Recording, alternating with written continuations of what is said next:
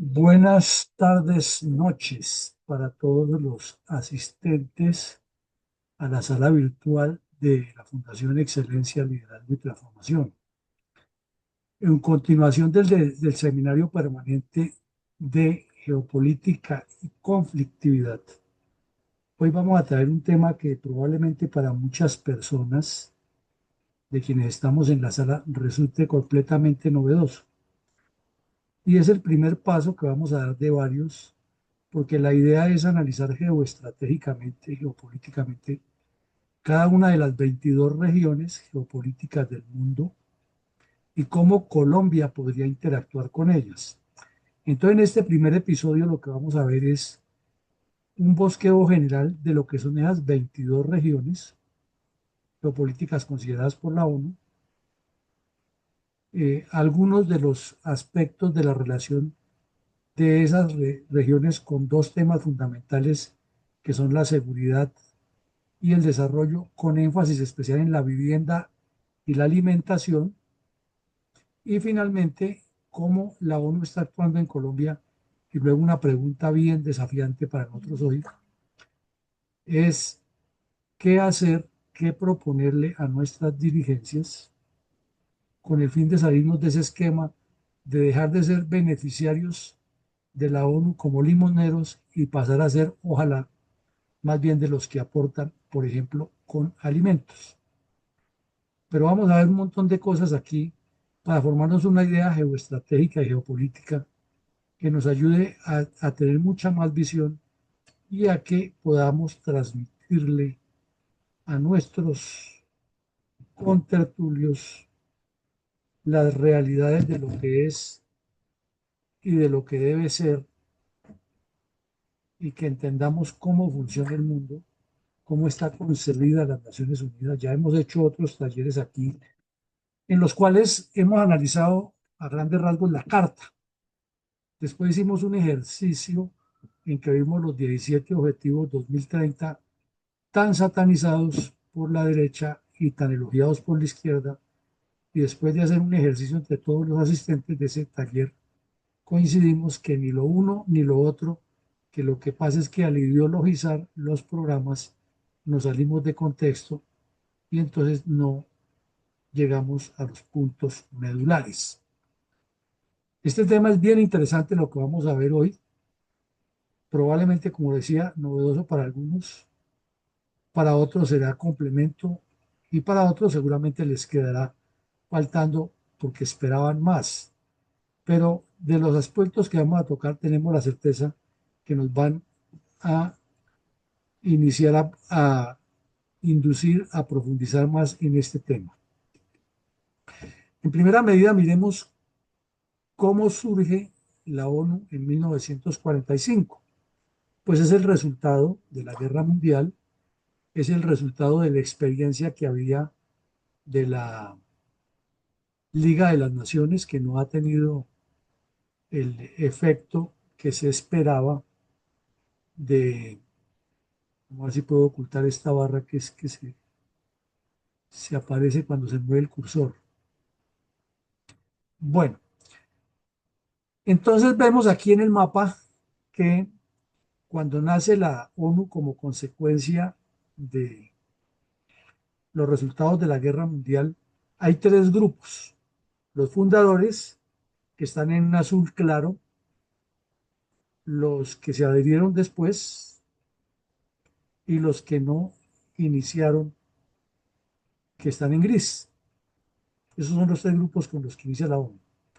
Entonces, nuestro país, Colombia, nace, o perdón, la ONU nace con la participación de nuestro país, lo vemos. Colombia es uno. En Latinoamérica o en América fueron muy pocos los países que no estuvieron inicialmente en la ONU, como las Guayanas, y, o que se adhirieron después, y Belice y algunas islas del Caribe. Pero bueno, en rasgos generales quiere decir que nosotros iniciamos ahí. Luego viene algo más interesante, y es la forma o la época en que fueron uniéndose todos para que entendamos que la ONU primero es muy joven. Segundo, que a pesar de que tiene una carta que le estuvimos analizando aquí, es una carta robusta, es una carta bien concebida, es una carta que piensa en los seres humanos, que piensa en la democracia, en el desarrollo, en el respeto de los países, pero que tiene como todo un defecto, y el defecto más grave es que el Consejo de Seguridad de la ONU lo integran varios países, pero hay unos que tienen poder de veto, que son cinco, porque tienen armas nucleares, porque fueron los vencedores en la Segunda Guerra Mundial, porque tuvieron más saliva, porque tuvieron mejores diplomáticos, por muchas razones. Pero vemos que progresivamente ha ido creciendo. Entonces en el 45 están en azul, claro, todos los fundadores. Luego vemos que del 46 al 49 se une una gran cantidad de países que ya tienen un verde más especial, que son estos, por ejemplo, Sudán, Argelia, Egipto, etcétera. Y vemos que España, que no era de los fundadores, entra entre el 46 y 49. Una de las razones era porque en España estaba el gobierno militar del general Franco y tuvo muchas divergencias con varios países. Sin embargo, desde el principio le dio mucha cabida a Estados Unidos para montar bases militares que aún existen allá y que son parte de la OTAN y de la seguridad de Europa. Y en 1960 al 89 son 20 años, un tercer periodo ya de 20 años, se adhiere muchísimos más países con un verde mucho más, digamos, verde policía, que son todos los beneficiarios de la liberación de las colonias. Entonces aquí encontramos a Marruecos, encontramos todo el centro del África, el cuerno del África con Somalia, un país que tiene muchos problemas y una riqueza enorme al frente, pero igual Madagascar, país supremamente rico y es uno de los que está al borde de aguantar hambre en el mundo, increíble, pero así es. También Mongolia, que las llanuras de Mongolia tienen mucha historia desde la época de Genghis Khan, y el lado de Laos y Vietnam tan lleno de conflictos, especialmente con esa guerra que los depredó de esa manera. Y otros países de la Polinesia, la Micronesia, etcétera, que habría que mirarlos en detalle. Aquí se resalta que Yemen para la época estaba dividido en dos, Yemen del norte y Yemen del sur, y que aquí unos países del Golfo Pérsico no eran pobres, tampoco eran ricos en ese momento, pero no se habían unido a la ONU por distintas razones, especialmente geopolíticas y religiosas. Y vemos también que en el mapa anterior hemos visto que unos países de Europa no se integraron inicialmente a la ONU, como fueron Italia, eh, Alemania y algunos de los países que están en la parte norte, como Noruega y, y Dinamarca, perdón, al sur de Dinamarca y Noruega, que están al norte de Europa, Verbigracia, los Países Bajos. Las razones fueron por los mismos resultados de la Segunda Guerra Mundial, porque el Plan Marshall no se ha consolidado, porque hay problemas internos en los gobiernos. Pero estos otros países que no se juntaron eran por problemas eh, de colonización y de independencia. Y en el año 90 a la actualidad, ya en los últimos 30 años, dijéramos en el cuarto periodo, se han ido adhiriendo otros países. Con la desarticulación de la Unión Soviética, todos los países del Asia Central adquirieron una independencia y se fueron integrando a la ONU como países independientes. Porque antes, cuando estaba la ONU, pues sabemos que hacían parte de la Unión de Repúblicas Socialistas Soviéticas, no estaban bien organizados. Lo mismo sucedió aquí con unos países del sector del Asia Menor y otros países que se formaron o que adquirieron forma en Europa Central y Europa Occidental. Y todavía quedan dos países de observadores, o dos estados, mejor, que es el Vaticano y el Estado de Palestina. Y un solo Estado que no es reconocido, que es el de los sahuaríes, que es en Marruecos Occidental, que tiene una historia larga, que fue colonizado por España, que con la ocasión del viraje de gobierno militar del señor Franco al gobierno civil, lo dejaron allá tirado y esta gente, los sahuaríes, no han podido tener un reconocimiento internacional de, por desgracia, a pesar de tener todo este mar al frente, entonces tienen un muro que los separa de Marruecos y Marruecos los tiene en la mira es para acabarlos. Entonces ahí está el problema los sahuaríes. No, y están llenos de yihadistas y de problemas. Es uno de los países en el África que habla español. Bueno, o de los estados, de las comunidades que hablan español. Lo hablan muy bien. Eh, Ahora miremos aquí algo interesante para que nos ubiquemos que es cultura general y entendamos cómo se subdivide cada país en el mundo. Entonces, la mayoría de los países en el mundo, o una gran mayoría mejor, se divide internamente en provincias. Gracia Canadá, Argentina, Ecuador, Panamá, Costa Rica, Cuba, República Dominicana, varios estados del África, entre ellos Sudáfrica, eh, China, unos países de Pakistán y otros de aquí del Asia Meridional, otros del Asia Central. Arabia Saudita, por ejemplo, es de provincias. Y lo mismo los países del norte de todas estas islas que nos las hacían aprender de memoria en secundaria y que las recitábamos todos. Aquí está, por ejemplo, Indonesia, un país grandísimo que tiene muchas islas, está dividido en provincias. Y hay otros que se dividen en regiones y los vemos que son la mayoría del África y entre otros Rusia y muchos países de Europa Oriental. Hay otros que se dividen en estados y vemos como Brasil, como México, como Estados Unidos, la India y Australia, por poner un ejemplo. Y hay otros que se dividen en departamentos como es Colombia, Guatemala, Salvador, Honduras, Nicaragua, Perú, Bolivia y Paraguay y Uruguay. Se dividen en departamentos. Y hay otros que se dividen en distritos, Verbigracia, aquí, Argelia. También y Portugal. Y hay otros que se dividen en gobernaciones o emiratos, como los Emiratos Árabes, o como la Yemen, que se unió, o estos países pequeños aquí que llaman los reinos del Golfo. Y hay uno que sigue siendo, no, que no son miembros de la ONU, pero que tienen alguna división interna. Bueno, ahora miremos las 22 regiones en las que la ONU divide el mundo, para que pensemos cómo Colombia podría interactuar con esas regiones. ¿Por qué?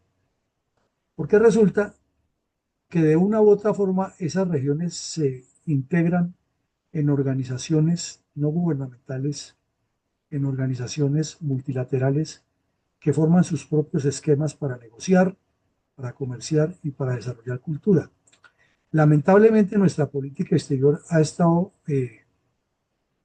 enfocada es en buscar embajadas o crear embajadas para devolver favores. Por ejemplo, cuando el señor Perea, que era locutor de fútbol, que no tenía la menor idea de diplomacia, ni de geopolítica, ni de relaciones internacionales, ni nada que se pareciera, lo enviaron de embajador a crear una embajada en el África. Gastos innecesarios. El señor Petro ha creado varias por allá en el África innecesarias. Pero no se ha pensado en este esquema, ¿no? En el esquema de la organización que tiene la ONU por países. Entonces, tenemos que América Septentrional o del Norte no la integran sino dos países, que son Estados Unidos y Canadá. En algunos textos de educación y en algunos centros educativos en Latinoamérica se enseña todavía que México hace parte de Norteamérica. Inclusive se aduce por lo que hace parte del Tratado de Libre Comercio que llaman el NAFTA entre los tres países, Canadá, México y Estados Unidos. Pero la ONU lo cataloga así. De igual manera, en los textos educativos se enseñó mucho tiempo que Centroamérica y el Caribe era un solo bloque, inclusive se llamaba Centroamérica todo. No, la ONU ya lo parte en dos, América del Centro o Centroamérica y Caribe. Estoy hablando de los conceptos de la ONU, no de las ideologizaciones que se dan. Y a América del Sur incluye, pues obviamente, todos los países de este cono que estamos en Sudamérica. O sea, los 10 más conocidos que nos sabemos de memoria, más las 3 Guyanas. Eso es América del Sur. Y dentro de esa subdivisión reconoce que los países territoriales tienen una influencia insular que hace parte del concepto. En el caso, por ejemplo, Colombia, por poner un ejemplo, San Andrés y Providencia hace parte de América del Sur. Claro que no faltan todos los leguleyos que dicen que es Caribe y no sé qué, pero el concepto de la ONU es que es integrado en un solo bloque para no armar enredos. Y lo mismo pasa con Isla Margarita en Venezuela, con la isla Galápago en el Perú, en el Ecuador, corrijo, y el eterno problema de la isla de las Malvinas en Argentina. Bueno, ahora en Europa, miren ustedes que usualmente cuando se dice Europa Occidental se ubica a España, a Italia y a Grecia en ese mismo bloque. Hasta por error se comete decir así. Pues resulta que no. Dentro de la división de la ONU se considera que Europa Meridional la integran Portugal, España, todas estas islas que están aquí, Sicilia, Creta, etcétera, la bota italiana, la península griega y los Balcanes, que son muchos países, inclusive después de la segregación de la Federación de Yugoslavia, que aparecieron Montenegro, Serbia, Herzegovina, etcétera, Croacia. Y considera también que Europa Occidental es únicamente Francia, Alemania, los Países Bajos, Bulgaria eh, y Rumania, prácticamente. No, Checoslovaquia y Eslovenia. Porque, o República Checa, que llama ahora, porque al oriente están todos los países que están en la mira de Rusia. Pero a Rusia la mete en un solo paquete y considera que esta parte que se llama Eurasia, al norte de la línea media, es todo Europa Oriental. No estamos entrando aquí en discusiones geográficas, estamos presentando lo que dice la ONU para que no nos enredemos. Porque entonces de pronto en el momento de intervención sale el que dice que no, que Europa, que es que Rusia es de aquí para allá, Asia. No, puede que en continente ahí se llame Asia, pero la ONU la considera Europa Oriental hasta la península de Sajalín, etcétera. Todo eso es Europa Oriental para la ONU. O sea que el océano Ártico o el mar Áltico con sus mares internos que tiene entre otros el Báltico es parte de Europa Oriental, para que nos ubiquemos en el concepto de la ONU. Y debajo de Europa Oriental está una zona geoestratégica muy importante que es Asia Central, donde están casi todos los países del TAN, ¿no? Kazajistán o Kazajistán, Uzbekistán, etcétera. Y Asia Oriental considera a un bloque muy importante en que están las Coreas, está eh, China, está Mongolia. Y en el Asia Meridional se considera a Pakistán, a India, a Bangladesh y a otros estados que llegan prácticamente hasta el Cáucaso, hasta el Cáucaso. Entonces, he ahí, en este caso específico, el afán que tiene el señor Putin de crear una especie de organismo multilateral que controle el comercio del Asia Central y Rusia, llevándola inclusive al Asia Meridional. Y por su parte, China tiene el afán de conquistar toda esta zona, por ende la ruta de la seda está trazada por ahí y el collar de perlas por ahí. Y Asia Occidental, está ubicada en un sitio que lo conocemos más geográficamente como el Medio Oriente o el Oriente Medio, o también lo llaman como el Poniente más occidental, le dan un poco de nombres extraños. Están la península de Arabia y toda esta región donde se encuentra el Golfo Pérsico, el Golfo de Adén. Y África Oriental, que es demasiado importante y está en la mira de China, como lo hemos estudiado en otros eventos, por su incursión hacia el continente hacia africano para controlar todo el sur de Europa y controlarla por el centro, por el norte y por el sur, que es como una especie de tenaza lo que está armando China estratégicamente, tiene en la mira todos estos países de África Oriental. Y siempre hemos llamado la atención es porque, visto en una cotejación de estrategia militar o estrategia naval, dijéramos que Madagascar es como una especie de portaaviones, desde donde la potencia que tenga el control sobre la región meridional, el Océano Índico y Australia, puede lanzar toda su proyección geoestratégica. Sin embargo, al revisar Madagascar, que es un sitio precioso, que tiene una belleza única y riquezas muchas, comenzando por ese mar, rodeada de mar por todos lados, allá se mueren de hambre, hay miseria, hay problemas, hay atraso, violencia, luchas internas, de hecho de pareja Colombia.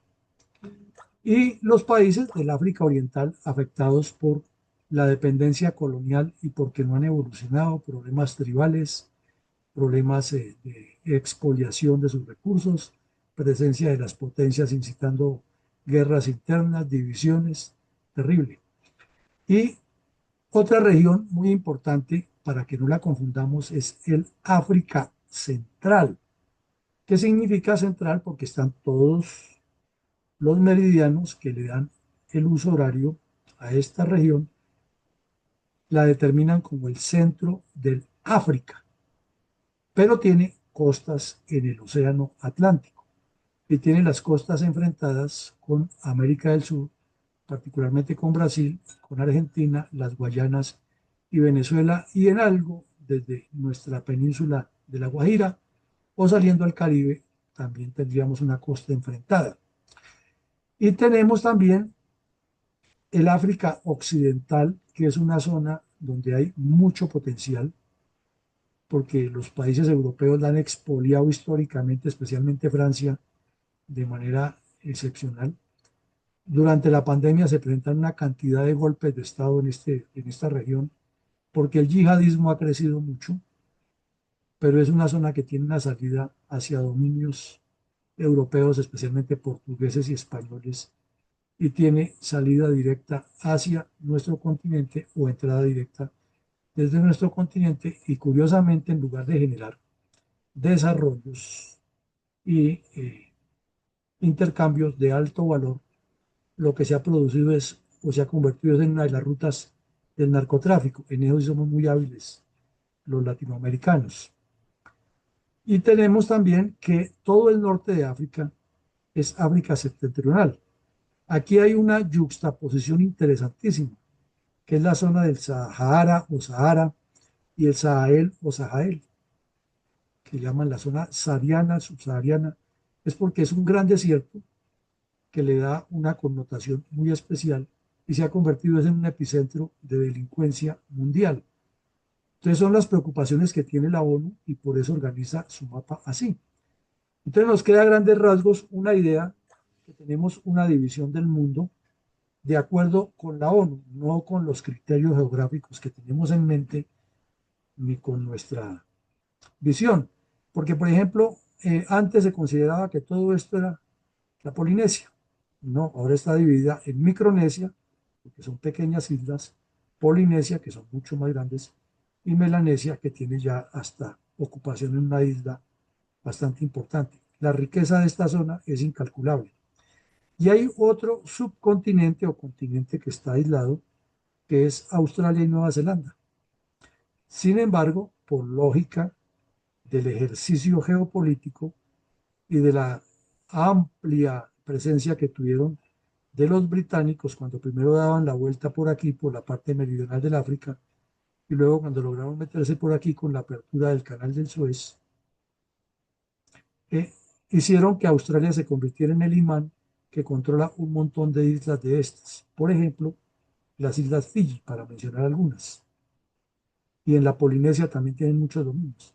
Con ocasión de la guerra mundial, entonces todas las potencias que tenían o ganaron o perdieron y Estados Unidos terminó haciendo una presencia importante para cerrarle a la China la salida hacia el Pacífico, especialmente controlándole con Taiwán, que es el dolor de cabeza que tienen, y con Corea del Sur, que es el otro problema que tienen.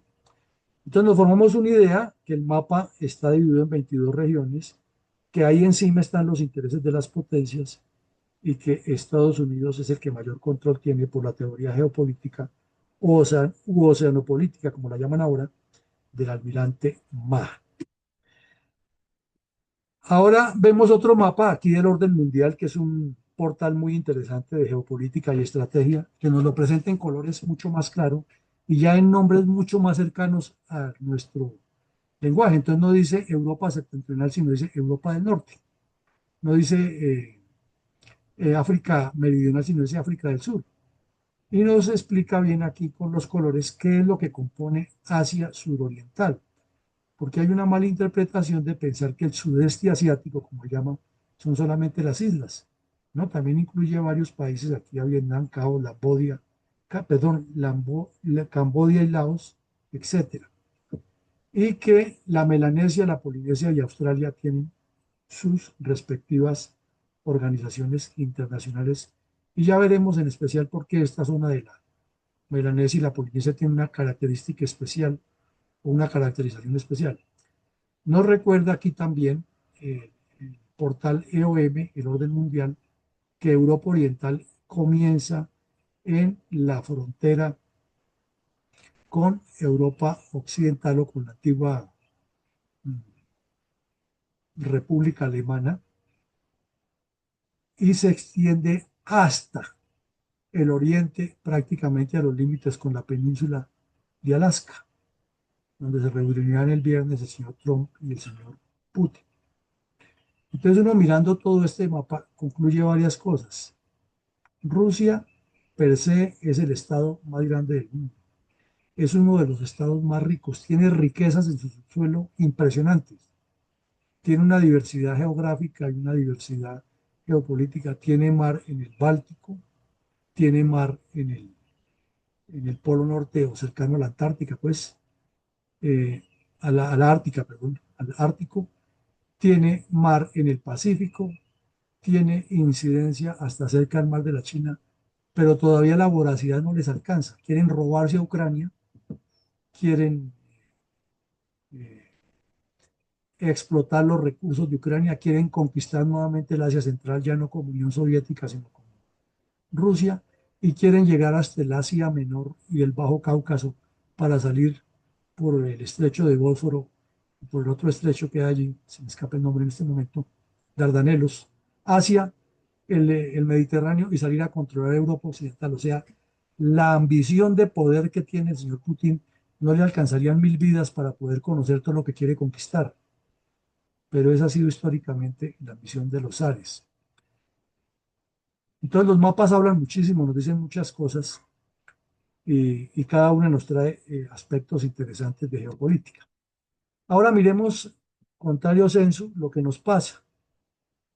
Viendo todas esas subregiones, cualquier estratega diría, pues entonces que nuestros países, o nuestro bloque continental, en el caso de Latinoamérica, organizáramos una estructura de comercio tan fuerte que negociáramos directamente con, desde América Central, el Caribe y Suramérica, o sea, la famosa CELAC que propuso el señor Chávez, negociara directamente tanto en bloque con el norte, que es Estados Unidos y Canadá, como con todas esas otras 20 o 18 regiones que quedan.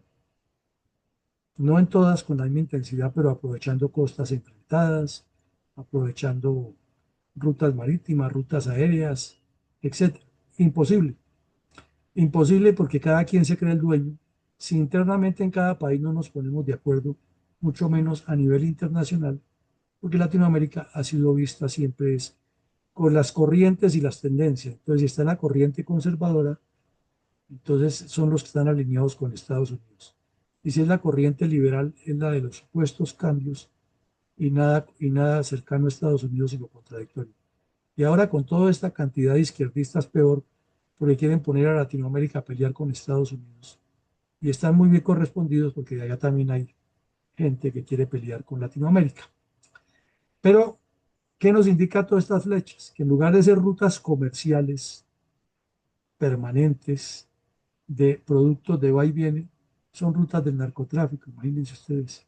O sea, el narcotráfico de Latinoamérica que sale desde Colombia, de Perú, de Bolivia, de Chile, de Argentina, hacia el mundo, tiene las rutas, eso sí, cubiertas, miren ustedes, de lo meridional a lo septentrional, de lo occidental al oriental y llega a todos los países. Y le da la vuelta al mundo y también llegamos a Japón, a la China inclusive, a Australia, a la Polinesia. O sea, en eso somos habilísimos. ¿Qué tal toda esa habilidad? Más bien para promover el comercio legal de ida y vuelta, el intercambio cultural, etcétera. Es de reflexionarlo, ¿no? Porque estamos hablando de que hay personas que dicen que quieren cambiar el país.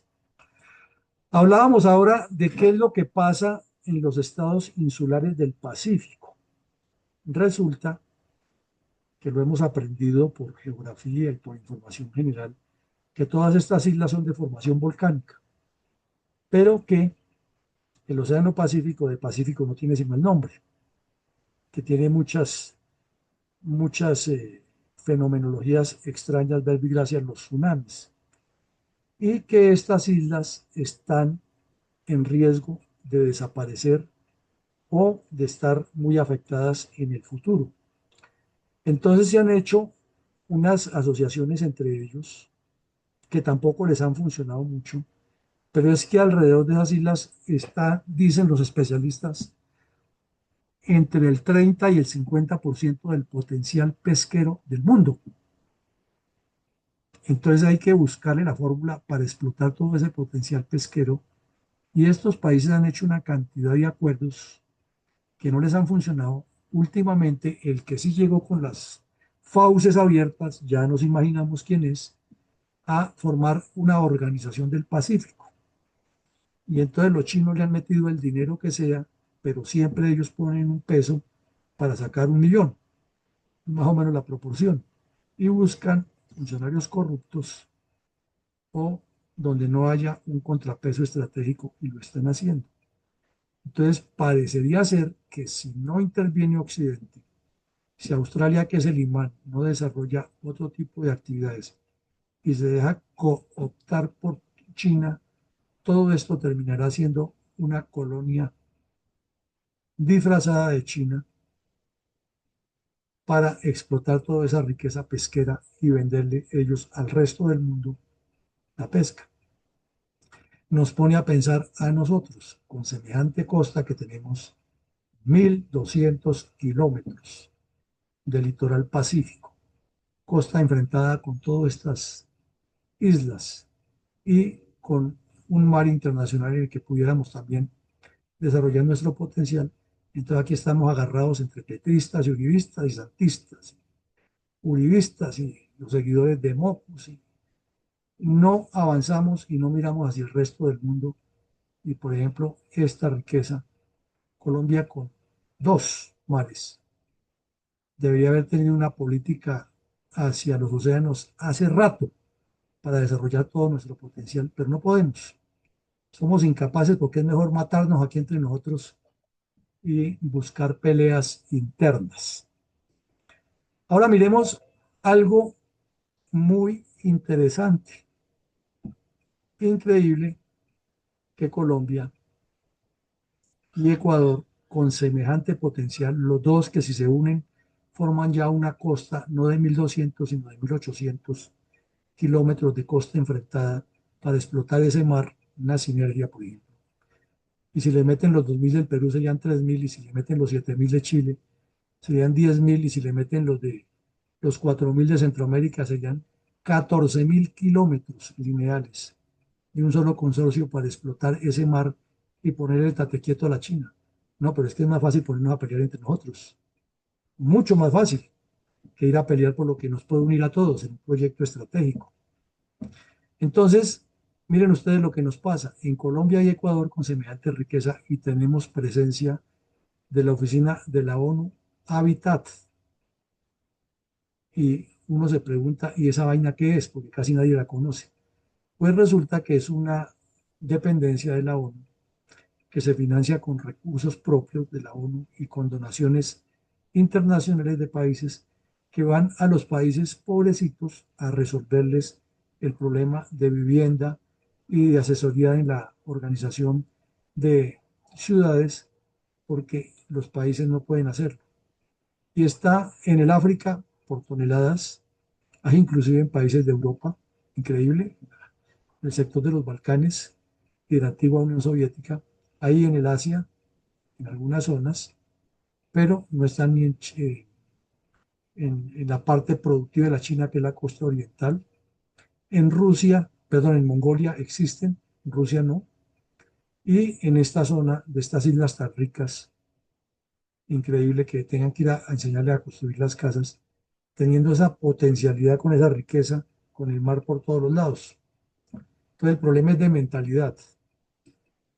Y esa agenda urbana que ellos proponen, pues tiene todos estos puntos que insiste para que el año 2030 se trabaje muchísimo, que nadie se quede atrás, que haya dentro de las zonas urbanas desarrollos sostenibles, que sean inclusivos para hombres y mujeres, y toda esa nueva denominación que hay de género, que también se garantice la sostenibilidad del medio ambiente, que le enseñe a los funcionarios municipales cómo planear y desarrollar y dirigir y gestionar las ciudades. No sabemos exactamente qué es lo que ha hecho en Colombia, pero ese es la carta de navegación de esta gente. Eh, Enseñarles gobernanza, a reconocer que desde los gobiernos municipales hacia las comunidades y desde las comunidades hacia los gobiernos se entiende la gobernanza, y que siempre se interpole, que nadie se quede atrás y que todo lo que se haga es pensando en los seres humanos. Ese es el concepto estratégico y filosófico de esta agenda urbana de ONU Habitat. Y decíamos que se financian de presupuestos ordinarios de la ONU, que eso se aprueba en la Asamblea General, de contribuciones que dan gobiernos y organizaciones no gubernamentales sobre programas de trabajo ya aprobados, y de contribuciones especiales, que no es sobre programas aprobados, sino de vez en cuando alguien que les done, o cuando se hacen asociaciones de los gobiernos poderosos, de los que tienen recursos, para establecer proyectos de cooperación técnica a los gobiernos locales. Entonces es una agencia muy importante, pero es increíble que nosotros con nuestra riqueza y nuestra posición geográfica tengamos que ser de los que ponen la totuma y no de los que hacen parte de la construcción de ese proyecto para resolverse al mundo.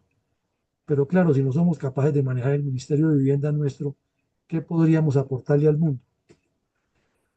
Y aquí tenemos un mapa que es más duro, más drástico, que es el mapa del hambre en el mundo según la FAO. Y ese sí afecta a casi todas las 22 regiones de manera mucho más directa o indirecta, pero obviamente a lo que está al sur, casi que, casi que colindando con el Ecuador, pero lo que está al sur. Porque los del norte, a los que tanto critica el señor Petro, no padecen ese problema? Entonces, por ejemplo, entre el 0 y el 2,5 de la población tienen riesgo de hambre en Estados Unidos, en Canadá, en Europa y en la misma Rusia. Es que sería increíble que Rusia, tan grande y con tanta riqueza, no lo haya. Pero ya hay un segundo escalón que está entre el 2,5 y casi 5, en que ya está inclusive Brasil, miren ustedes, Argentina, Chile, Bolivia. Ya entre el 2,5 y 5 de la población está en riesgo de aguantar hambre. Y uno dice países tan ricos como Bolivia, como Brasil, como Argentina y como Chile, ¿cómo puede llegar allá? La respuesta es sencilla: mala dirección política.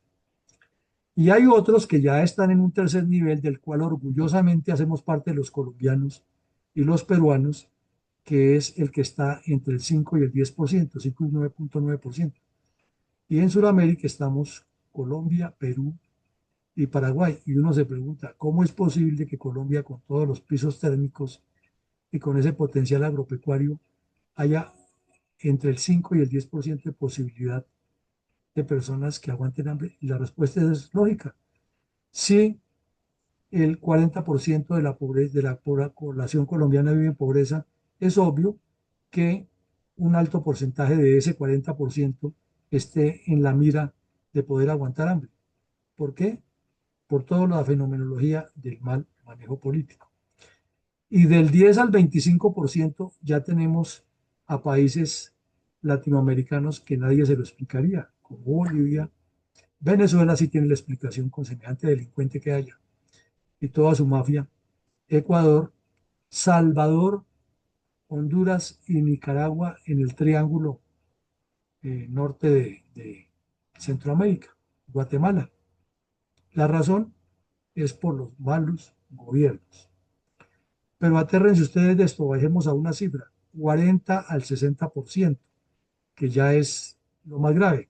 Está la isla de Madagascar, que diríamos que sería el portaaviones geoestratégico para el desarrollo de todo el África y el control del Océano Pacífico o Índico, que se llama aquí, con las costas enfrentadas que tiene Australia hacia el oriente de África. Este país está en riesgo de que más de la mitad de la gente se muera de hambre. Y lo está Yemen, bueno, pues Yemen por las guerras y por su religión que tienen allá y su pelea que tienen con Arabia Saudita, pero tienen mar al frente y con el mar y se mueren de hambre. Y hay otro que sí preocupa más, que es una amplia región de Pakistán. Díganlo bien, Pakistán, uno de los países más poblados del mundo, lleno de musulmanes de Alá Arbaj, que los viernes se reúnen a darse golpes de pecho y a orarle a Alá en las mezquitas, llenos de terroristas y de problemas graves. Pero además, con bomba nuclear, y acaban de tener una guerra con India por unas peleas que tienen religiosas desde cuando se trazó la línea Durán y la división que hizo el Reino Unido al salirse de India, y los dejó allá y mantienen agarrados entre ellos. Han tenido 5 guerras y el señor Trump dice que la arregló, pero no hay ningún tratado ni nada. Y ahí están, un país con armas nucleares, que un buen sector del servicio de inteligencia ISI pakistaní gobierna o ejerce control sobre el gobierno. Unas presiones religiosas poderosísimas de los musulmanes. Gran cantidad de pakistaníes van a trabajar en el emporio petrolero de la Unión Árabe, que incluye pues Arabia Saudita, a los Emiratos Árabes Unidos, a Qatar, etcétera, y van y trabajan allá y mandan recursos a granel a su país. Sin embargo, problemas de corrupción, problemas de orientación religiosa y la eterna pelea que tienen el odio a muerte en- entre Pakistán e India los tiene matándose allí, y con una posibilidad que más de la mitad de la población pakistaní se pueda morir de hambre. ¿Quién se explica eso? Y abriéndole caminos a la China para que construya la salida hacia el Índico y eluda a India, que es el enemigo que tiene aquí para cruzar por el estrecho de Malaca, y abierto a confrontar con Occidente todo el tiempo, respaldando el yihadismo y todas las cosas, el país a punto de morirse de hambre.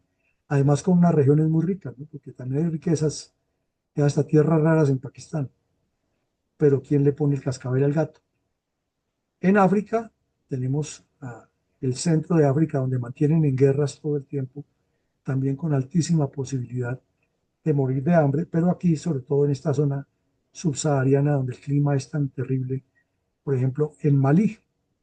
Malí es uno de los países que más exporta terroristas yihadistas y una cantidad de delincuentes de esos que se mueven en los desiertos del Sahara, pero para eso sí tienen habilidad, pero no para resolver el problema del hambre, ni idear programas ni proyectos de agricultura, ni llevar, por ejemplo, a Israel, que tiene unos sistemas de producir en el desierto, no, porque es que ellos son judíos y no son musulmanes, entonces son enemigos nuestros y es mejor organizar células yihadistas para ir a matarlos.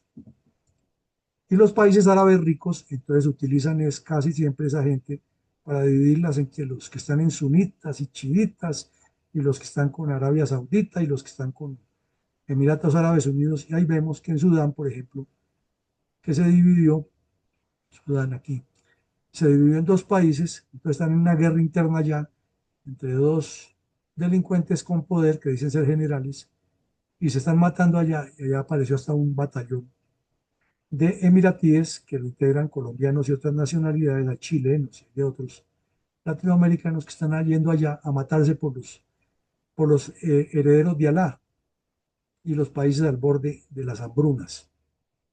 Esa es la insensatez y la incapacidad humana. Pero vemos que en nuestro país estamos ya en el tercer renglón y seguimos descuidando, nos llegamos al cuarto, al quinto y al sexto de esta escalación que hay, este escalamiento que hay de niveles o gradaciones que le dan al hambre, cuando en Colombia no debía aguantar hambre una sola persona, porque es que tenemos tierras y recursos para alimentar a nuestro país y a muchos más. Pero sigamos en la pelea. Ahora miremos un año típico de la ONU en Colombia y cómo en cada región de las 22 pues tiene sus acciones. Y aquí nos da un poco de cifras en lo que interviene la ONU. Por ejemplo, interviene en que 7.830 personas, gracias a la ONU en un mes en promedio, en el año 24, tuvieron acceso al agua. ¿Será que el señor Petro, con su gobierno del cambio, nos puede presentar lo mismo que gracias al gobierno de Petro, pongamos la misma cifra, 7.830 personas recibieron agua potable con su gobierno? Cuando al contrario, lo que nos demostró es que fueron a robarse los recursos del agua para la Guajira. Entonces tiene que venir una organización extranjera a darnos la mano y esa es la crítica que hace el señor Trump. Esa es la razón por la que él dice que le quita el apoyo a las organizaciones internacionales y dice, eso es una vagabundería. Si los países tienen recursos, nosotros les podemos prestar toda la tecnología y la asistencia y hasta venderle la maquinaria para que exploten esos recursos, pero no tiene que ser que nosotros le demos plata a la ONU para que la ONU vaya a hacer politiquería y terminen cercanos a la izquierda y a un poco de gente que además se la pasa hablando pestes y promoviendo políticas antiestadounidenses con los mismos recursos que paga Estados Unidos. Esa es la razón por la cual el señor Trump le mete la mano a esto. El problema es que le quita, por ejemplo, recursos, haciendo el paréntesis, a la Organización Mundial de la Salud, y en el África hay todavía problemas que ya se resolvieron en otras partes del mundo con pandemias, con enfermedades como la tuberculosis, el tifo, la viruela, que no se han corregido allá, no se han resuelto y dependen mucho de la Organización Mundial de la Salud. Pero es que esos países son espectaculares, se parecen a los colombianos. En un país lejos del África encontraron unos yacimientos de petróleo impresionantes y Estados Unidos y la Unión Europea les mandaron una cantidad de recursos para que iniciaran la explotación de su industria petrolera. Y apenas le llegaron al presidente, dijo, con este recurso le compramos armas a Rusia para ir a matar al país vecino y se agarraron en una guerra. Entonces, eso pasa allá, pero es que aquí no estamos lejos. Pero miremos un país como Colombia, que se considera es que el cuarto en el mundo, dicen los especialistas, en recursos hídricos, y tiene que venir la ONU a decirnos que le ayudó en promedio en el mes a casi 8.000 personas a que tengan acceso al agua. Eso es vergonzoso. Eso es vergonzoso y debería ser agenda de todos esos politiqueros baratos que nos hablan todos los días que van a cambiar el país. Pero de esto no hablan nunca. Porque lo mejor es satanizar las agendas de la ONU y decir que están infiltradas de comunistas y que la Agenda 2030 va a acabar el comunismo y que Joe Biden y un tal Soros van a acabar el planeta. Y poco de cuentos que ni nos llenan y no resuelven. Que la ONU intervino para que se trabajara en 49.000 hectáreas en promedio de restauración de bosques en Colombia. ¿Será que el señor Petro con su gobierno nos puede presentar la misma cifra que su gobierno lo hizo? Pero eso sí, cuando se habla de cifra y le pasan este dato, dice que eso lo hizo él. Eh, que gracias a la ONU, 49.500 personas en promedio por mes en el 24 pudieron colocar las denuncias por medio de canales seguros por problemas graves de explotación laboral o abuso sexual. Eso es realmente vergonzoso. Y entonces estos son los temas medulares que uno ve que debería estar hablando nuestros aspirantes, pero de eso ni conocen ni hablan. Y así la lista tiene un montón de cosas que no nos vamos a poner a detallarlas, pero que ustedes las encuentran en el informe anual de la ONU. Búsquenlo, informe anual de la ONU para Colombia exclusivamente, año 2024, y ahí está. Ahora miremos otra actividad que nos debe dar vergüenza y pensar si es que realmente los que dicen que nos van a gobernar se ubican dentro del contexto que tiene Colombia frente a esas 22 regiones del mundo y se ubican dentro de lo que les corresponde hacer. Antioquia, Caquetá, Cauca, Chocó, Córdoba y Nariño, intervenidas por la Organización Internacional de Migraciones en todo el año 24, con mayor énfasis, y lo que están todavía interviniendo en el 2025 debido a los problemas de migraciones tanto internas como la migración que llega de Venezuela, que es grande, como los que llegan de otras partes del mundo para iniciar el recorrido por el Darién hacia Estados Unidos. Y son problemas reales que los estamos viendo y los vivimos y los afectan, por ejemplo, la seguridad que se ha incrementado en las grandes ciudades, pero lo único que dicen todos estos candidatos salvadores es, Petro es malo y yo soy el bueno y voy a arreglar esto. Y bueno, y el problema de la migración tal como se va a arreglar. No, es que como el gobierno anterior no ha hecho nada, pero espere que yo esté en el gobierno y eso habrá casa, carro y beca para todos, como dijo Noemí Sanín. Todos los pobres de los barrios pobres tendrán su plantecito para que monten una tienda. Y entonces le dijo el periodista, bueno, señora Noemí, ¿y entonces a quién le venden si cada uno tiene una tienda? Digo, no, pues entonces volvemos al sistema antiguo del cambio, del canje, del intercambio. Esa es nuestra historia.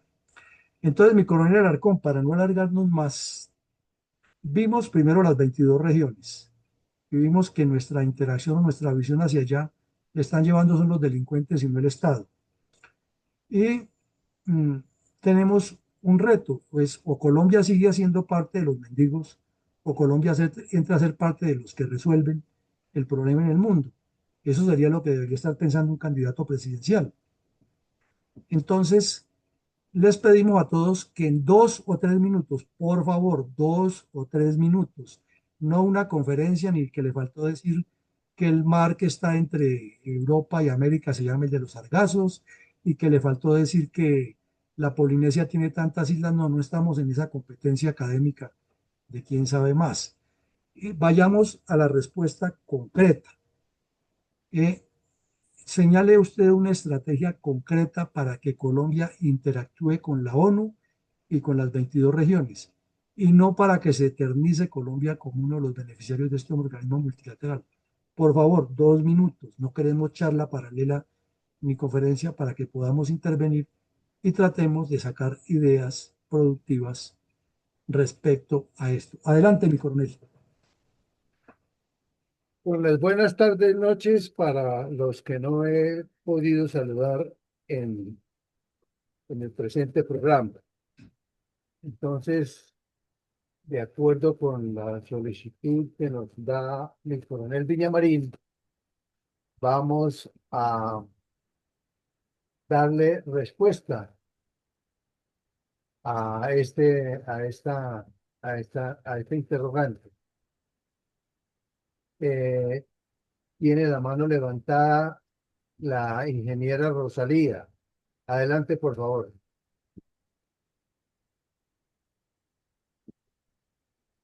Fundel, a través de su proyecto de partido político estratégico y como uno de los proyectos más importantes a desarrollar es nuestro programa agroindustrial, donde pretendemos unir las bondades del campo y las bondades de la parte industrial urbana con el propósito de que podamos tener soluciones al corto plazo, al mediano y al largo plazo.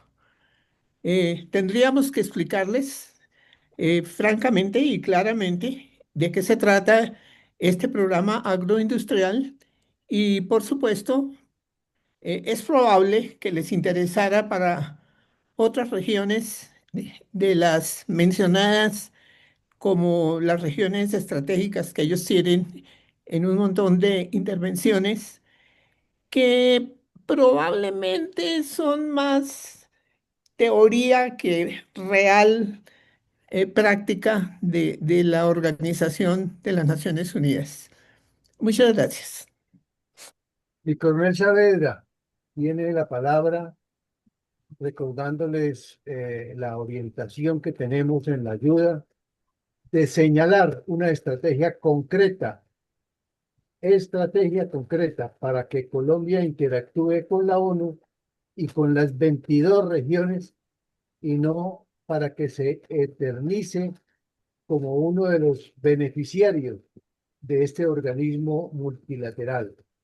Adelante, por favor, mi coronel Saavedra.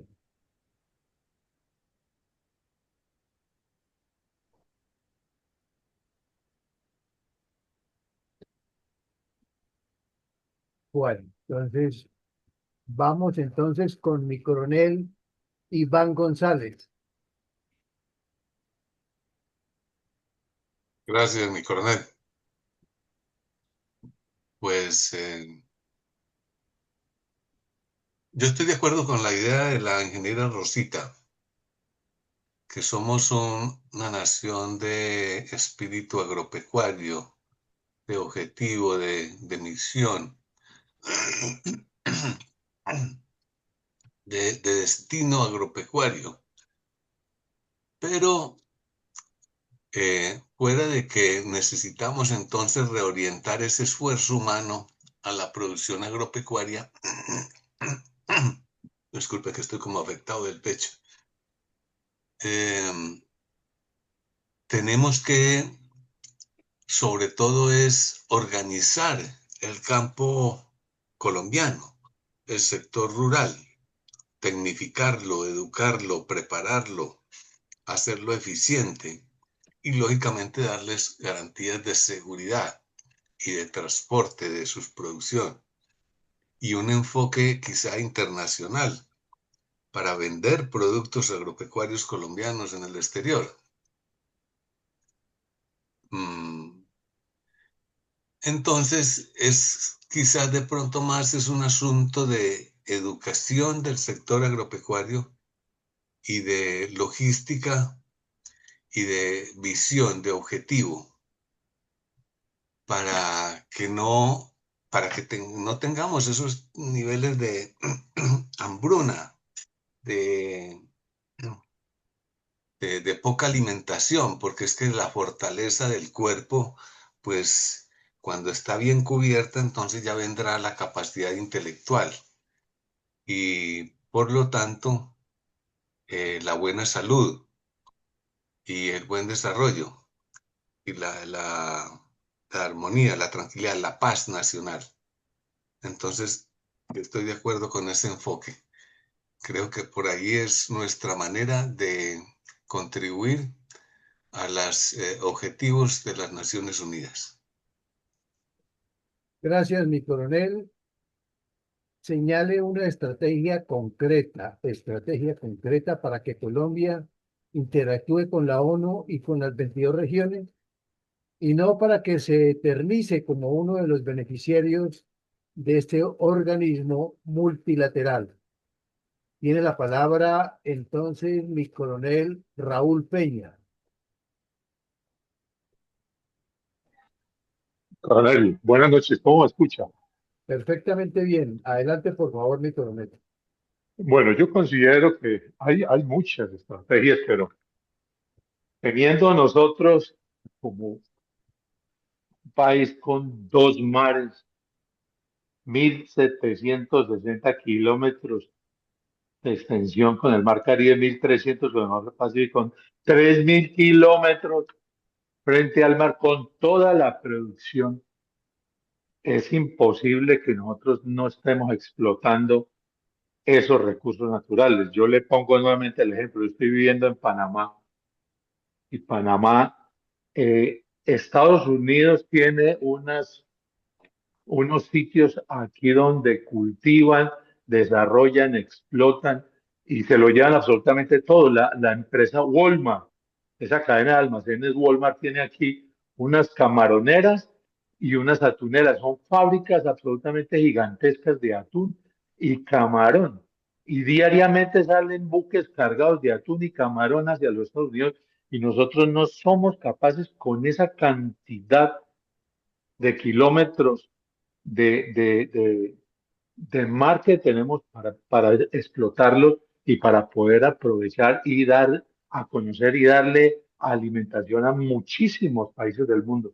Pero solamente la corrupción, desafortunadamente, y el narcotráfico es lo que concierne a todos estos gobiernos. Es muy triste y lamentable, y esa es mi propuesta, mi coronel. Muchas gracias. Muchas gracias a usted, mi coronel. Adelante, por favor, mi coronel Carvajal, que levantó la mano. Adelante, por favor. Gracias, buenas noches. Una estrategia es entregarle a cada embajada unos programas con tareas específicas que permitan el intercambio cultural, comercial, turístico, agropecuario.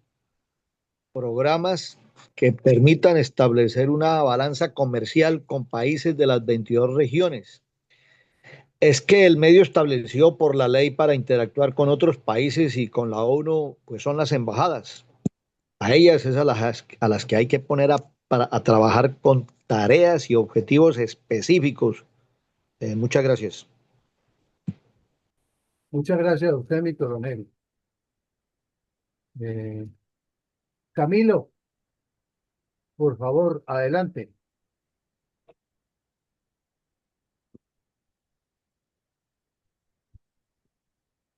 Bueno, entonces vamos con mi coronel, perdón, mi sargento mayor, sociólogo Sanders Landazuri.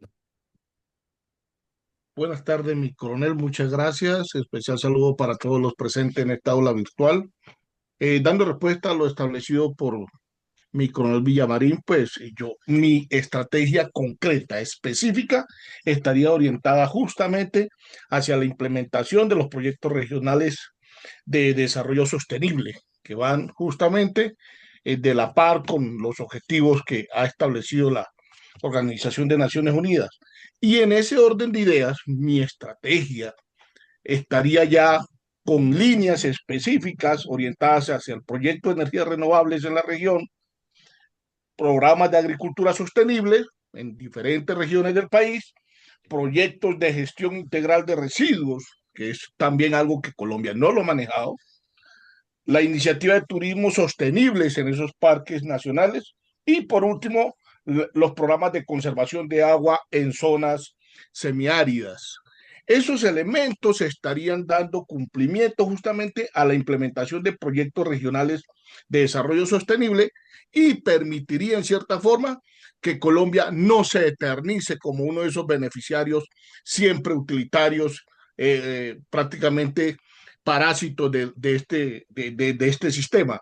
Entonces, ahí está mi estrategia concreta, específica, orientada justamente a implementar proyectos regionales de desarrollo sostenibles.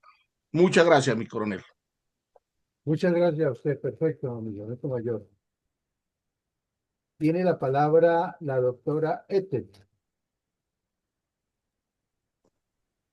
Muy buenas noches a todos. Buenas noches, mi doctora. Bien, yo también estoy de acuerdo con lo que la ingeniera Rosita Medina acaba de enunciar, como tantas otras veces en cada taller, más que nada ahora, referido a algo concreto, ese proyecto de la Fundel es excelente. es hacerlo llegar a la región, a cada una de las regiones y llevarlo adelante. Es imposible fallar y que sea una apertura grande para la economía de Colombia. Geopolítica, muchas gracias. Muchas gracias a usted, mi doctora. Adelante, por favor, mi mayor Mendoza. Señale una estrategia concreta. Muchas Estrategia gracias, concreta. muchas gracias, coronel Alarcón. Pues Colombia debe crear una dependencia gubernamental que esté coordinando permanentemente con la URU en busca de beneficios para la comunidad a corto, mediano y largo plazo con objetivos predeterminados, que tengamos un doliente a la cabeza y que posteriormente tengamos una carrera universitaria que se dediquen exclusivamente a a realizar esos proyectos. Gracias. Muchas gracias a usted, mi mayor. Tiene la palabra, no sé si ya está mi coronel Saavedra disponible. Gracias, mi coronel, Sí, adelante. gracias, mi joven. Sí, es que he estado desafortunadamente un poco perdido en la reunión, pero el tema es interesante. Yo creo que el problema nuestro es creo que como lo está planteando Estados Unidos es lo correcto. Yo no puedo ser el que les traiga la comida siempre. A la gente hay que enseñarla a pescar y que se defienda. Sé que no tenemos la capacidad y la autonomía de recursos hoy, pero sí tenemos un potencial enorme que yo creo que la estrategia es hacia el interior, hacer las cosas y hacerlas bien. Y eso es lo que nosotros necesitamos. Aquí no hay de otra forma distinta, sino sencillamente seleccionar l- lo que deben hacer los candidatos cuando ya estén como inquilinos de la Casa de Nariño, consolidar un buen equipo con capacidades que pueda liderar todas estas necesidades. No quiere decir que no podamos estar pendientes de unos recursos que ellos puedan dar, y seguramente ellos nos darán unos recursos, pero no es que sean permanentes y continuos, sino sencillamente unos recursos para continuar y luego, como se dice, ya darle la salida a cada uno y que actúe. Lo que han hablado acá de todo lo que el potencial que tiene este país. Estamos hablando de 7 millones de personas que nos visitan a nivel de turismo y no hacemos mucho. Y tenemos, vuelvo repito, la mejor expensa de Colombia para alimentar al mundo. Entonces yo creo que tenemos las herramientas, tenemos eso. Lo que nos ha faltado es sencillamente, uno, el liderazgo y que sea el interés de todos los colombianos. Yo creo que la estrategia, y seguramente que es lo que va a salir hacia el 2026, yo, por lo que aprecio, los partidos, llámese de un extremo o del otro, van a tener un plan estratégico a seguir, porque es la forma de convencer a la gente. ¿Quién lo ejecuta? Pues eso lo buscaremos quien sea, pero cuando se dé claridad en eso, sencillamente, cuando tengamos un norte, cuando despeguemos, cuando recuperemos las cosas que se han perdido por esta patria boba, vamos a estar otra vez por lo menos en el crecimiento que necesitamos tener entre un 8, un 9 y ojalá un 10%. La estrategia es esa, es arroparlos todos, escoger una estrategia, unos objetivos y lucharlos, no importa de la bandera que estemos, en la esquina que estemos. Eso es lo que hay que hacer si queremos sacar este país. Y yo creo que lo que está pasando hoy es el momento único que, si lo sabemos aprovechar, podemos consolidar, y los partidos o las personas que estén liderando puedan consolidar el desarrollo y crecimiento de nuestro país. Muchas gracias, mi coronel. Gracias a usted, mi coronel Saavedra. Dentro de los aportes que han llegado al Facebook Live, tenemos buenas noches para todos. Sin duda, el desarrollo del país y sus sectores son ventajas competitivas. Para ello se debe aplicar tecnologías e infraestructura para que los productos sean altamente competitivos. Investigación científica, tecnología, infraestructura y, por supuesto, seguridad podrían ser estrategias para mejorar las actividades comerciales. Tiene levantada la mano mi coronel Iván González. Adelante, por favor. Gracias, mi coronel. Pues quería complementar un poco lo dicho anteriormente, en el sentido de que varios hemos hablado acerca de la vocación pues agropecuaria y alimentaria de Colombia, pero otros proyectos que han mencionado los que han intervenido, creo que podrían, si están bien armonizados, como dice mi mayor Mendoza, con un instituto que organice todo eso, y mi coronel Saavedra, que dice que debemos aprender a ser autónomos y autosuficientes,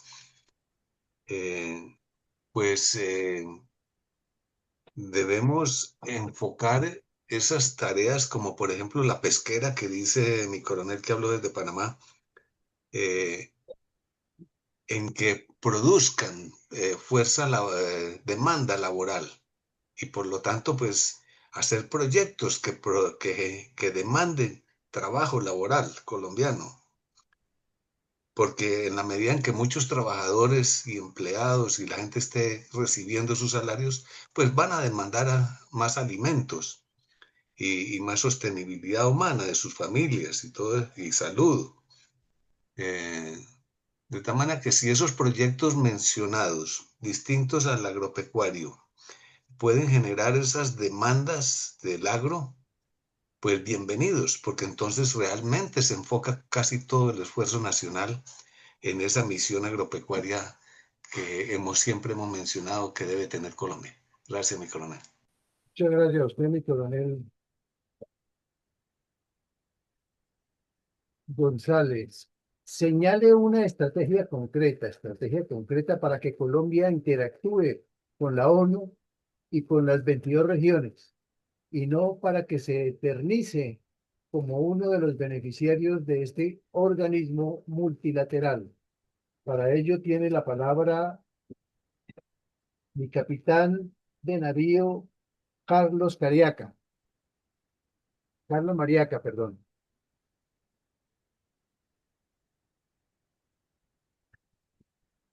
Bueno, algunas dificultades estamos teniendo.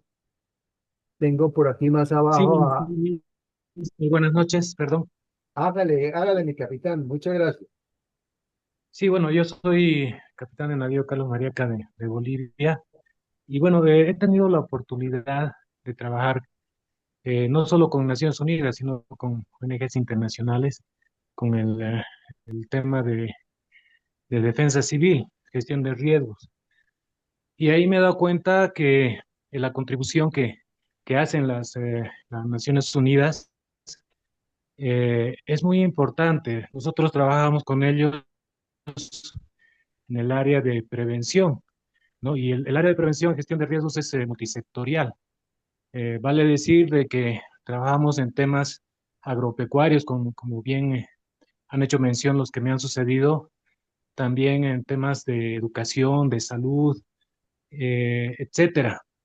Y creo que la contribución técnica que hacen, sobre todo en el área rural, donde hay vulnerabilidades bastante considerables, ¿no? Sobre todo en las comunidades que lamentablemente no tienen acceso y que son pues anegados, ¿no? Con una serie de lo que es eh, las constantes lluvias, ¿no? Durante el año, las inundaciones, sequías, en fin, una serie de eventos adversos. eh, la contribución técnica para el tema preventivo es bastante importante. Lo que sí debemos tomar en cuenta que esa contribución no puede quedarse con un proyecto que, bueno, tiene un financiamiento, pero ustedes saben que no es eterno, ¿no? Y es focalizado. Entonces, la idea es siempre que se quede, digamos, institucionalmente, ¿no? Ya sea a nivel municipal, a través de lo que es una ley municipal o algún instrumento legal que le dé cierta continuidad a todos los procesos de apoyo técnico que realizan, ¿no? Estos organismos, de tal manera que a lo largo del tiempo sean sostenibles, ¿no? Y eso es algo que creo que contribuye bastante, ¿no? al desarrollo del país. Eso era mi comentario, mi coronel. Mi coronel, mi capitán, perdón, muchas gracias por tu opinión. Tiene la palabra Redmi. No, esa es la grabación técnica, mi coronel. Ah, bueno, mi coronel, entonces solo me queda el arquitecto Osmar Martínez. Adelante, por favor. Sí, buenas noches. Bueno, yo he trabajado proyectos, sobre todo con Naciones Unidas y con la Comunidad Europea. Estos trabajos los hemos hecho a nivel de cooperación con alcaldías. Las alcaldías tienen la posibilidad de respaldar proyectos siempre y cuando sean afines al beneficio de la comunidad. Siempre se exige elaborar un proyecto con una metodología que ellos tienen, hacer unos presupuestos, unas ayudas. Muchos proyectos se han hecho con la Universidad Minuto de Dios, pero esto funcionan es como unos temas privados, porque cuando se politizan o cuando entran en otras condiciones de competencia, primero los temas de que cada alcalde dura 4 años y que va, eso no es conveniente, porque lo que sucede es que se vuelve una inversión perdida. Llega el otro alcalde y cambia todas las condiciones, propuestas, etcétera, y resulta que ellos prefieren una universidad o prefieren otro tipo de entidades que entren en unos procesos de compromiso más importantes, con terrenos, con grupos de trabajo. Y eso se ha hecho aquí en el país y hay mucha gente que puede demostrar esto. Entonces, sí hay posibilidades. No debe ser gobierno ni nada de eso, porque es que lo peor es que el politizar las cosas no llevan a nada. Y en especial es tener los compromisos y la capacidad de incluso recibir los recursos, manejarlos contablemente, tener transparencia en las cosas. Y así se pueden desarrollar muchos proyectos que hay funcionando hoy en día en el país. Gracias, y pues la idea es buscar talleres al respecto, ¿no? Muchas gracias, arquitecto. Feliz retorno. Hacía tiempos que no lo Sí, escuchábamos. no, es que mi padre falleció el 3 de junio porque tuvo un cáncer muy fuerte. Entonces nos aislamos de todo. Pero muchas gracias a ustedes que también nos daban ánimo. Aquí lo hemos recordado siempre y nuestro más sentido pésame por esa pérdida. Gracias. Los tendremos presentes siempre. Ok, gracias. Muchas gracias a ustedes. No sé si Camilo al fin pudo obtener su voz, su micrófono. Bueno, parece que no. Mi coronel Terán se ha tenido que retirar, sin embargo, le deja a mi coronel Villamarín los agradecimientos por la conferencia del día de hoy y le queda debiendo la respuesta, pues tuvo que salir ligeramente rápido a otra reunión. Mi coronel Villamarín, pues no tenemos nada más, sino hay una segunda pregunta, dado el tiempo. Entonces, vamos a pasar con lo pertinente a las conclusiones Entonces, y la bendición por el día de hoy, no sin antes darle los agradecimientos a todos por la disciplina, la calidad de las respuestas, de los aportes sin salirse del tema. Muchas gracias a todos. Feliz noche. Adelante, mi coronel Villamarín. Bueno, mi coronel, muchas gracias a todos ustedes, muchísimas gracias. Nuestro más sentido pésame en nombre de toda la sala y de la fundación al arquitecto Osmar por el lamentable fallecimiento del doctor Martínez, que siempre fue una persona muy cercana a nosotros, muy participativo, nos dejó siempre su mensaje de fe, una persona muy positiva. Siempre le encontraba, el doctor Ricardo le encontraba el punto positivo a la situación y nos daba siempre su voz de aliento. Que Dios lo tenga en su santa gloria. En el día de hoy nos propusimos hacer un primer taller de una especie de curso de los eh, seminarios que hacemos dentro del seminario de geopolítica y conflictividad, que es permanente, igual que es el de liderazgo político y el de liderazgo público. Los tres en paralelo va desarrollando permanentemente la fundación. Y hoy estamos trabajándole en la primera tarea, el número 1, pero serán muchos más, viendo cómo existe el geoesquema de las Naciones Unidas en 22 regiones. Ya comenzaremos a ver cada región en detalle y a verle todos los pros que hay, pero siempre buscándole cómo debe ser la interacción tanto continental como en el caso nuestro de Colombia, porque a todos nos sirve, a todos nos enseña y cada uno saca sus propias enseñanzas. Vimos en primera medida cómo nace la ONU, cómo es que se forma, cómo es que va evolucionando y va creciendo con la llegada de otros países. Luego vimos ya por etapas, por periodos, cómo fueron llegando unos, otros y otros, hasta tener prácticamente asociados a todos los estados del mundo, al punto que ya no quedan sino los sahuaríes por fuera, el Vaticano y la Palestina, que se consideran estados observadores, que ya es un nivel importante. Y luego vimos como manera de cultura general para que nos entendamos por qué en unos países se llama provincia, en otros se llama región, en otros se llama estados, en otros departamentos, distritos, condados, parroquias, municipalidades, gobernaciones o emiratos, etcétera. Y hicimos una breve descripción para que nos ubiquemos y entendamos que esencialmente el concepto es el mismo, sino que cambian los nombres y lógico la organización interna y las potestades que tiene cada estructura organizacional de estas. Luego ya vimos cómo la ONU le da los nombres exactos a las 22 regiones, las señalamos casi todas, hicimos algunas reflexiones muy rápidas de cómo teniendo Latinoamérica la costa enfrentada perfectamente por el oriente y por el occidente, porque si lo miramos por el oriente, estamos enfrentados todos con el Atlántico.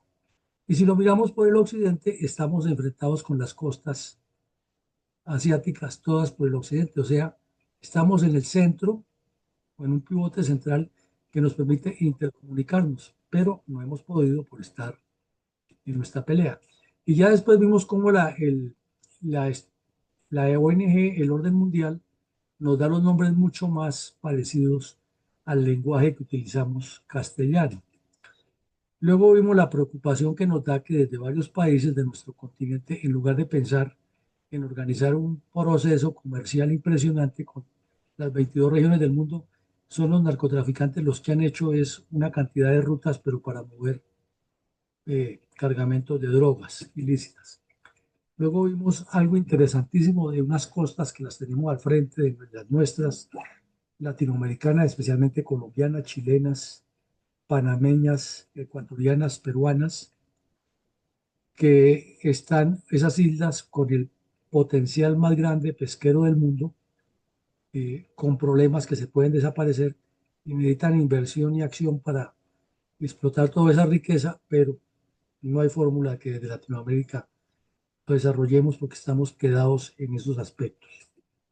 Luego vimos algo preocupante, es que la ONU tiene en muchos países del mundo un proceso para ayudar a personas a tener una vivienda digna, que Colombia, Ecuador y Brasil tienen esa recepción en Sudamérica, hay en México, hay en Cuba, obviamente con esa miseria que hay allá, y también en Haití.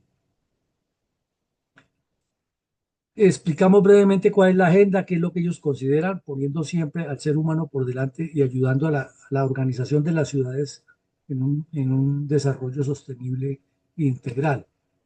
Luego vimos cómo se financia y cómo funciona, y lo que siempre cuestionamos es por qué nosotros no hacemos parte de los donantes, de los que podíamos con nuestra riqueza ayudar al mundo, si no estamos entre los que ponen la totuma, llevándonos la misma convicción o convencimiento de que es que somos inferiores al resto. Y luego vimos el caso preocupante de la ONU, donde hay países de Latinoamérica que están ya en riesgo de entrar en problemas, y todos países con una riqueza, con mares o con pisos térmicos suficientes para alimentarse. Nadie puede explicar cómo El Salvador está en riesgo de caer en hambruna, siendo uno de los países que tiene una costa importante sobre el Pacífico y que además es un país que tiene muy buena relación con Estados Unidos y la ha tenido siempre a pesar de los problemas. Pero es la mentalidad y la cantidad de delincuentes de cuello blanco que llevan estos países a las malas direcciones. Luego vimos un cuadro muy breve de lo que hace la ONU un día en Colombia y cuestionábamos si el señor Petro, con alguna de esas cifras que nos presenta, un mes, perdón, no un día, sino un mes, el señor Petro desde su gobierno podrá decir que él está haciendo lo mismo que hace la ONU. Lo más seguro es que coge las mismas cifras y dice que las hizo él, pero es increíble que tenga que venir una ONG extranjera a hacernos lo que nosotros pudiéramos hacer con 50 millones de habitantes y con unos recursos tan ilimitados como los que tenemos. Después, la vergonzosa presencia de la Organización Internacional de Migraciones, ayudándonos a controlar desplazados internos por la violencia y desplazados provenientes de Venezuela o de otras partes del mundo que cruzan por Colombia en dirección a Panamá y luego hacia Estados Unidos. Y luego entramos a la pregunta interesante por las respuestas que ustedes dieron, muy, muy instructivas. Se habló de agricultura, o agroeconomía con agroindustria, se habló de la tecnología pesquera para desarrollarnos al mismo nivel que otros países, se habló de explotar el turismo, se habló de darle responsabilidades a las embajadas, se habló de crear una institución que sea la encargada de desarrollar esos proyectos, se habló también de trabajar primero, ser fuertes adentro para ser fuertes afuera. Y en síntesis, se dio también un impulso total a la sostenibilidad. Todos apuntan a lo mismo, la sostenibilidad. Lo que no es sostenible no funciona. Entonces, en conclusión de todo lo que dijimos, es que aquí hemos repetido muchísimo una frase del señor Mao Zedong de la guerra que es aplicable perfectamente a la política, y es que hay que ser fuertes donde el adversario es fuerte y hay que ser fuertes donde el adversario es débil. Nosotros somos fuertes en agricultura, somos fuertes en riqueza hídrica, entonces seamos más fuertes ahí, pero la adversidad nuestra es la pobreza, la corrupción, la violencia, la falta de visión, la falta de investigación científica. Entonces ahí es donde toca volvernos fuertes, para aplicar la frase de Mao Zedong. Y eso es lo que de verdad le deberíamos exigir a toda esta cantidad de candidatos de garaje que hay, que hablan de lo divino y lo humano, pero no nos proponen soluciones sobre lo estructural. Y resulta que las soluciones en la política son a los problemas que hay en la política. No es a las componendas, ni a los amiguismos, ni a crear partidos de garaje para después hacer alianzas, sino es buscando soluciones que resuelvan los problemas graves. En segunda medida, pues al organizar el Estado para robustecer la economía, quiere decir que se fortalece primero todo lo interno.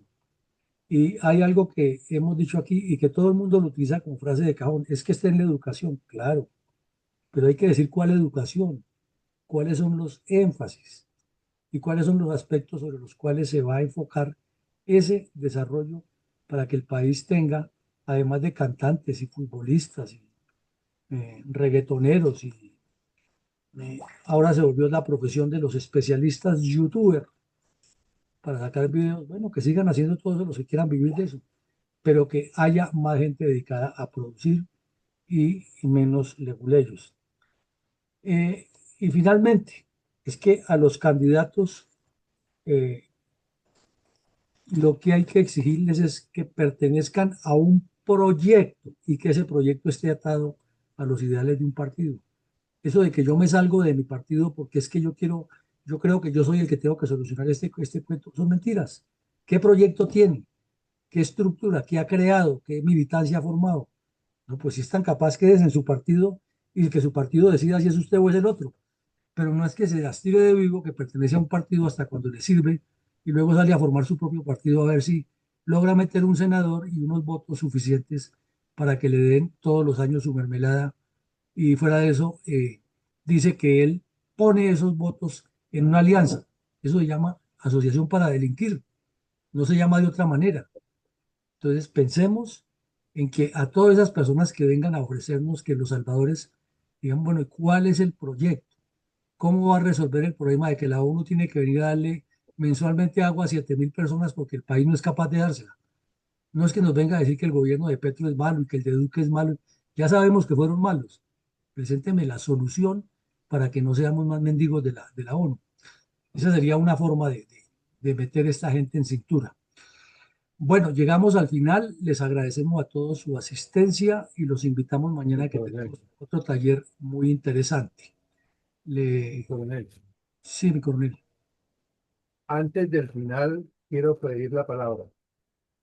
Ah, perfecto, mi coronel. Entonces, aquí Mi, cerramos. coro- Sí, mi coronel es para invitarlos a todos. Les estoy compartiendo eh, la invitación que le han hecho a mi coronel Villamarín por parte de ACORE para que les dicte un conversatorio sobre análisis y posibles impactos en la seguridad nacional frente a la zona binacional Colombia-Venezuela.